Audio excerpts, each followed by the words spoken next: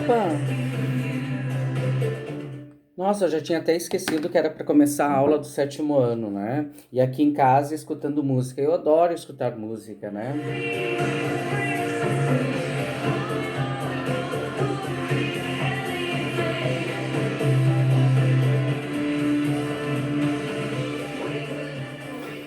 Essa música, inclusive, tocada pelo Elton John e a Lady Gaga na entrega do Grammy. Mas é interessante. Por que que tô começando a aula assim, né? Até vou desligar ali. Iniciando com uma música que é norte-americana e eu não comecei com uma música nacional brasileira. Porque eu quero entrar e voltar um pouquinho no assunto que foi passado na última aula pela professora Márcia, também em História, junto com a professora Thais, em Ciências, onde foi abordada essa questão atual, de sementes que estão chegando aqui no nosso país e a gente pergunta motivo, por que que elas estão chegando aqui, né? E eu aqui bem distraído escutando música, porque é uma coisa que eu gosto de fazer, eu gosto de pesquisar músicas, pesquisar o cantor, o que que ele canta, que mensagem ele traz, né? Quais são as performances, o que que ele faz, quais são os conhecimentos que essa pessoa tem e assim por diante. Então não é por acaso que eu iniciei com uma música que não é brasileira. Porque a gente se espanta com as sementes que chegaram aqui, mas nós esquecemos que o nosso país sempre teve influências de outros países a partir do momento em que ele passa a ser, de certa forma, invadido, como eu já passei numa aula, né? Quando ele passa a ser dominado. E quase tudo chegava aqui através de navios, nós não podemos esquecer isso. A grande aproximação mundial, e esse é um assunto de sétimo ano, a grande aproximação mundial se dá através do comércio, que nós vamos chamar de mercantilismo, isso tem que ficar na nossa cabeça, porque essas relações, muitas vezes, elas não são nem de trocas, elas são uma imposição cultural de venda, principalmente para nós, né? Porque qualquer tipo de material manufaturado, feito, construído, né? Qualquer tipo de material transformado que chegava aqui, vinha de fora. É uma coisa que tem que ficar bem claro. A própria palavra chegava aqui para que nós viéssemos a adquirir, que nós viéssemos comprar. E o mercantilismo passa a ser muito importante, porque é um período em que o navio ele levava em torno de 2 a 3 meses, por exemplo, de Portugal para chegar até nós, mas isso estava aproximando. Hoje vocês imaginam que eu pego um avião em poucas horas eu consigo chegar em Portugal, o que não era viável no período, se a gente voltar lá para 1500. E aí os produtos chegavam. Teve um vídeo, daí eu falei sobre a questão da porcelana, né? Eu trouxe aqui uma sacolinha.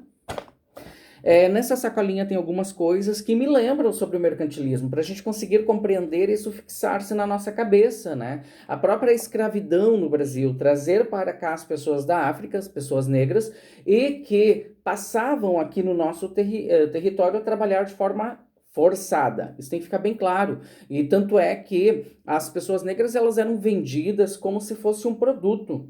Rio de Janeiro, principalmente quando elas chegavam no porto, elas eram colocadas em um determinado local, onde davam um banho nessas pessoas, e aí o comprador, quando chegava lá, a primeira coisa que ele ia olhar é se essa pessoa tinha saúde, como é que estavam os dentes, se essa pessoa era jovem, qual era a capacidade dela para trabalhar no campo, numa casa e assim por diante. Então se olhava para a pessoa como um produto.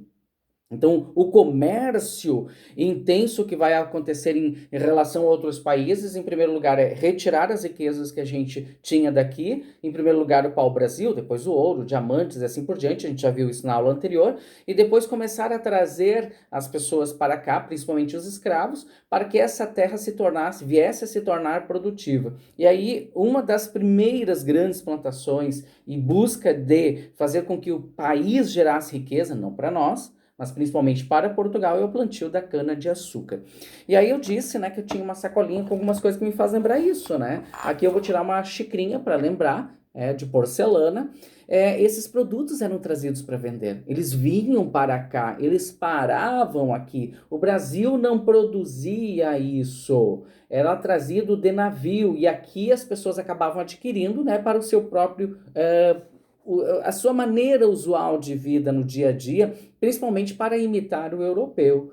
Aqui nós estamos vendo uma xícara toda enfeitada e isso era sinal de status, já falei na aula anterior. Então isso aqui vinha de fora, né?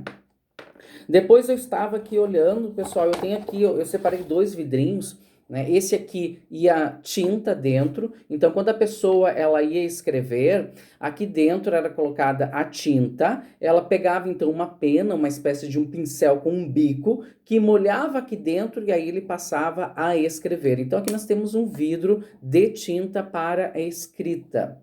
Eu vou mostrar um segundo vidro que eu considero muito curioso. Esse pequenininho aqui, aqui na nossa feira, né, de antiguidades eu acabei adquirindo. Esse aqui foi presente, né? Eu sempre falo, todo mundo diz, meu Deus, você tá fazendo os vídeos e tu diz que ganhou. Sim, são presentes. Esse aqui era um vidro de remédios que se comprava na farmácia, cujo nome no início era Boticário.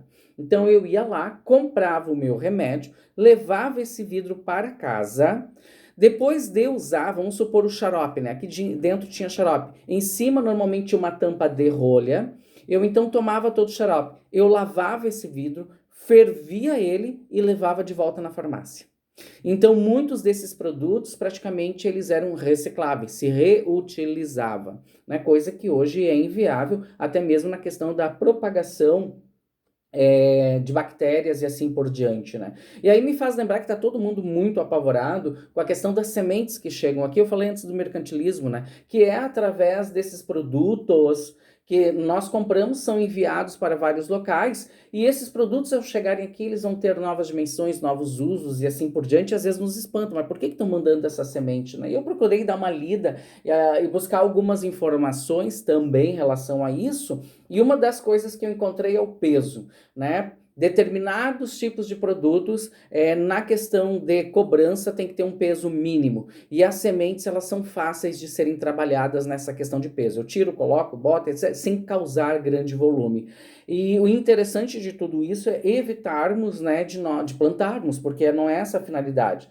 E pelo menos é uma das explicações. Existem várias outras, inclusive teorias que mostram que existe uma conspiração de trazer para cá produtos que futuramente a China quer, sim, tornar o Brasil como um celeiro dessas sementes. E aí nós vamos entrar nos próprios absurdos. E aí a gente entra lá no período do mercantilismo, né, que é quando a gente começa a ter essas relações comerciais com outros países e a gente começa a trazer os negros para cá. Uma outra coisa que eu separei, a própria religião, ela chega, né? Esse ano até eu tinha dito, não vou fazer nada de Natal. A gente está vivendo um período tão complicado, né, na pandemia, com pessoas que morreram, com famílias que perderam. Eu tenho pessoas conhecidas que devido à Covid tiveram familiares que vieram, sim, a óbito. E aí eu pensei, não vou fazer nada de Natal. Mas eu participo de um grupo cuja reflexão foi feita da seguinte forma: nós devemos fazer alguma coisa porque o Natal inspira a vida, né? O Natal não é só festa, mas é mostrar esse sentido de nós nos irmanarmos, né? De trazer a paz. Jesus Cristo, quando veio para cá, ele veio para todos, independente do tipo de pessoa, quem é a pessoa, a cor e etc. E aí a pessoa disse, não, nós devemos também pensar no Natal como uma forma, né, de pensamento de paz, de alegria, de momento de agradecimento e também de pedido. Porque quem acredita no nascimento de Jesus Cristo e acredita em Jesus como Salvador, com certeza reza por todas as pessoas que faleceram de forma precoce devido à doença e que elas estejam junto de Deus. Esse é o grande pedido. E aí, isso me fez lembrar, pessoal, que o próprio cristianismo, né, que eu tenho o Menino Jesus na manjedoura. Eu sempre gostei do Natal, então eu já separei, porque futuramente eu resolvi que eu vou montar. E aí vocês imaginam, pessoal, que a religião veio de fora, o cristianismo veio de fora, ele não nasceu aqui no Brasil, ele não era brasileiro. Os nossos nativos tinham o seu próprio pensamento religioso. E é trazida essa religião como uma novidade e ela é imposta aos nossos nativos. Literalmente, ela é imposta, não existe outra forma e nem outro palavreado, é uma catequização forçada. Tudo que vocês nativos acreditam ou conhecem está errado. E nós, como pessoas da Europa, que temos a salvação e o conhecimento em Jesus Cristo, estamos trazendo a verdade. Então não existe passar um conhecimento e convencer através desse conhecimento as pessoas para si. Não, eu forço, vocês têm que ser batizados, vocês têm que aceitar, né? Então a própria religião vem de fora. E hoje ainda, pessoal, eu tenho alguns meios de comunicações que a gente não usa mais, não é usual, né? Eu faço parte de um grupo que se chama Envelope de Papel. Esse envelope de papel tem mais ou menos umas 4.000 pessoas inscritas atualmente.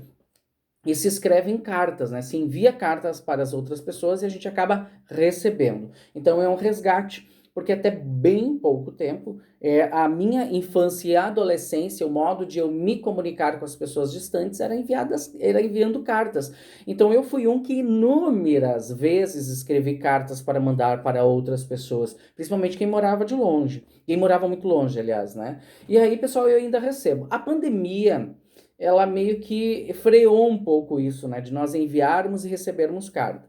Tanto é que eu recebi uma carta durante a pandemia e ela estava toda envolvida num plástico, fechadinha, e aí tinha um pequeno bilhetinho: ao receber, passe álcool em toda esta carta. Porque como não é novidade, eu sou diabético, né, então faço parte do grupo de risco, tem que ter um cuidado um pouco maior. Ao receber a carta eu fiquei, nossa, estava ali na minha caixinha, eu entrei dentro de casa, passei o álcool líquido dos dois lados, tirei esse invólucro então de papel e aí eu pude abrir. Então eu recebi uma carta aqui de uma pessoa que eu me comunico, né?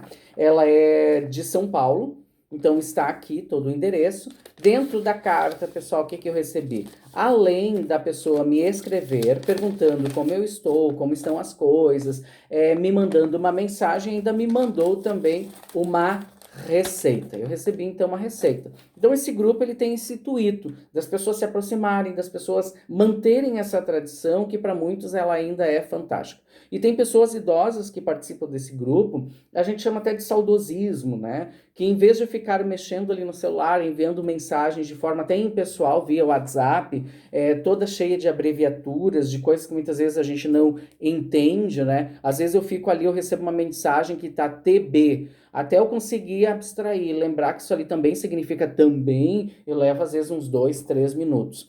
E aí eu iniciei mostrando uma música que na verdade ela é em inglês, ela é norte-americana, porque isso também invade o nosso país, né? As sementes é uma grande pergunta que a gente tem. Nossa, elas vieram parar aqui, mas o que mais para no nosso país? O que mais entra? Então, na aula de hoje tem que ficar bem claro que uma das primeiras coisas a entrar vem da Europa, vem da África. Nós vamos ter todo o período de escravidão que vai se encerrar em 1888. Então, até este período é trazido pessoas de forma forçada para que elas venham trabalhar. E, para nós termos uma ideia, o café é trazido de fora. A cana-de-açúcar é trazida de fora. Isso não são plantas próprias daqui do Brasil. Essas plantas, na verdade, elas se adaptam aqui de uma forma efetiva. Digamos assim que o nosso solo é propício para esse tipo de plantio e é trazido de fora. E aqui, aos pouquinhos, ela começa a ganhar uma dimensão até o ponto de a gente pegar esse produto e levar para fora. Então, as sementes da China não são as primeiras nem as únicas a entrar dentro do nosso país. Eu fico imaginando depois de 1500, os portugueses vindo para cá, depois nós vamos ter os primeiros assentamentos, a Vila de São Paulo começando a surgir, isso lá por volta de 1534 para frente, tudo isso acontecendo de uma forma assim lenta, né? Porque até chegar as pessoas, começam a vir as pessoas de fora, daqui a pouco eles trazem a semente do café. E aí o café começa a ser plantado, é uma planta nova, que dá uma semente, que eles torram, que eles fazem café, que eles fazem chá, e assim por diante. Quando eles trazem o açúcar, aquele produto adocicado. Então, até isso se tornar algo, entre aspas, praticamente normal, nós aceitamos como se isso sempre fosse nosso. Então aqui vai esse questionamento, né? Eu mesmo tenho aqui minhas cartas e eu envio. Tanto é que tem uma pessoa que eu separei ali, que eu não conheço, mas ela está na lista. E eu gosto muito de alguns aspectos de Portugal, né? Algumas questões culturais. E eu vou escrever para essa pessoa. E aí a minha carta vai para lá em Portugal. Então eu tenho uma carta que ela vai ser escrita e vai ser enviada para este local. O que eu quis na aula de hoje, junto com a professora Márcia, é ampliar um pouquinho mais essa nossa visão e que fique um pouco na nossa memória já a questão do mercantilismo. Toda essa questão, né, que nós temos de envolvimento com outros países, de coisas que vêm de fora para cá. As pessoas às vezes sobem para Gramado, Canela, Dois Irmãos, que não é tão longe assim, é próximo, e elas se encantam com os plátanos. E as pessoas dizem assim, que lugar lindo, com todas aquelas árvores, que no inverno elas ficam avermelhadas, no verão, ali a partir da primavera, com um verde espetacular, é lindíssimo, né? Como é bonito esse local feito por Deus. Não, não foi feito por Deus. Sinto muito dizer isso para cada um de vocês. A natureza local, feita então por Deus, não inclui os plátanos, porque os plátanos vieram de fora. E aí tem uma coisa que me indigna muito, porque o plátano não é uma árvore brasileira, mas ela passou a ser o símbolo da serra aqui gaúcha, né? Toda essa trajetória chamada a Rota Romântica, que começa em São Leopoldo e vai até São Francisco de Paula, inclusive toda a praça de São Francisco de Paula com as suas fotos é mostrada plátanos, né? E aí uma das fotos oficiais do folder deles mostra esse local com os plátanos avermelhados e aí coloca a árvore símbolo de São Francisco de Paula. Não. Essa é uma árvore que vem de fora. Ela não é uma árvore símbolo nossa. Ela é uma árvore que foi plantada aqui. Ela é bonita, ela se adaptou à nossa região e hoje ela é colocada como símbolo. Mas sinto muito. Eu não considero um símbolo, não, nem da nossa rota, muito menos do Brasil. Existem outras árvores espetaculares que poderiam ser símbolos de qualquer local. Eu vou dar um exemplo, né? As grandes figueiras.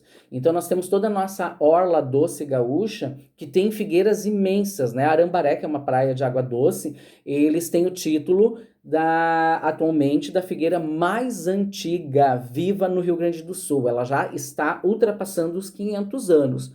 Essa é uma árvore símbolo, ela é uma árvore daqui. Então, pessoal, eu sinto informar quem vai para esses locais, acha tudo muito bonito, ótimo, ela é bonita, mas ela foi criada pelo ser humano, adaptada, transformada e a gente se encanta. Mas a árvore símbolo, não considero o plátano como algo próprio nosso. Ela veio de fora, é uma semente que veio de fora.